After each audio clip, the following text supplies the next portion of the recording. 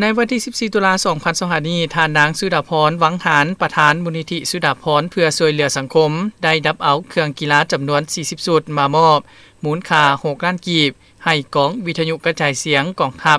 โดยมีท่านพลจตวาคำแหวนลาปัวมหาไซห้องหัวหน้าห้องว่าการกระทรวงป้องกันประเทศพันโทนางแสงเวียงแนวหักภูมิสมัยหัวหน้าการเมืองพร้อมด้วยคณะพักคณะบัญชากองวิทยุกระจายเสียงกองทัพเข้าร่วมท่านนางสุดาพรหวังหารประธานมูลนิธิสุดาพรเพื่อช่วยเหลือสังคมได้กล่าวจุดประสงค์การมามอบเครื่องกีฬาให้กองวิทยุกระจายเสียงกองทัพในครั้งนี้เพื่อเป็นการสุกยูเข้าในกระบวนการแข่งขันกีฬาของกรมกองก็คือกรมใหญ่การเมืองกองทัพที่จะจัดขึ้นในมม.นี้ทั้งเป็นการขับนับหับตอนวันสำคัญต่างๆของชาติของพรรคและของกองทัพโดยเฉพาะแม่น3วันประวัติศาสตร์คือวันสร้างตั้งพรรคประชาชนปฏิวัติลาวครบรอบ70 ปี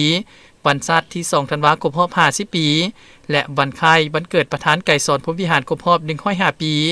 ซึ่งแสดงให้เห็นถึงการประกอบส่วนที่สำคัญเข้าในการสร้างกระบวนการกีฬาของกระทรวงป้องกันประเทศก็คือกองวิทยุกระจายเสียงกองทัพให้เป็นขบวนการปลดฟื้นและมวลซืนท่านนางพันโทแสงเวียงแนวหักภูมิสมัยหัวหน้าการเมืองกองวิทยุกระจายเสียงกองทัพได้แสดงความขอบอกขอบใจต่อท่านนางสุดาพรหวังหารประธานมูลนิธิสุดาพรเพื่อช่วยเหลือสังคมเป็นอย่างสูงพร้อมทั้งจะนำเอาเครื่องกีฬาจำนวนดังกล่าวที่มามอบให้ในครั้งนี้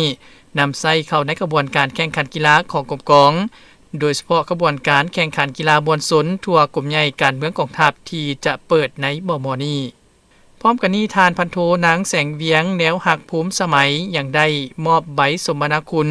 ให้ทานนางสุดาพรหวังหารประธานมูลนิธิสุดาพรเพื่อช่วยเหลือสังคมตื่มอีก